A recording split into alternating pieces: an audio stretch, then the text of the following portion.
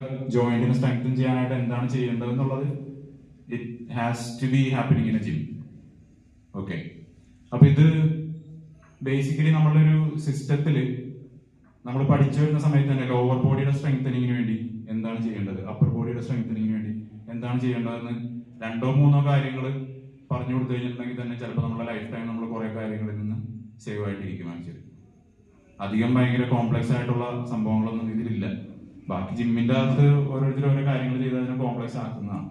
But to maintain your general wellbeing and health is are very simple things that has to be done.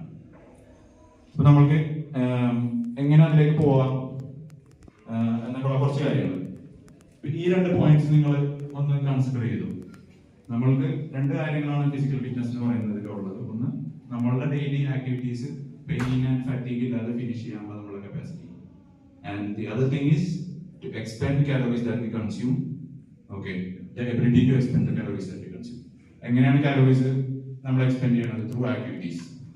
What sort of activities? നമ്മൾ നടക്കുന്നത് ഞാൻ പറഞ്ഞില്ല, നിങ്ങൾക്ക് ഉള്ള activity ചിലപ്പോൾ വളരെ പേരുണ്ട്. ഇപ്പോൾ ഒരു 2000 കാലോറീസ് ആണ് നിങ്ങളുടെ ബേസൽ മെറ്റബോളിക് റേറ്റ് കണക്കാക്കി. Basal metabolic rate means the amount of calories that your body burns while you are at rest. നിങ്ങൾക്ക് അറിയാൻ പറ്റും, കുറെ പേർക്ക് അറിയാൻ പറ്റും.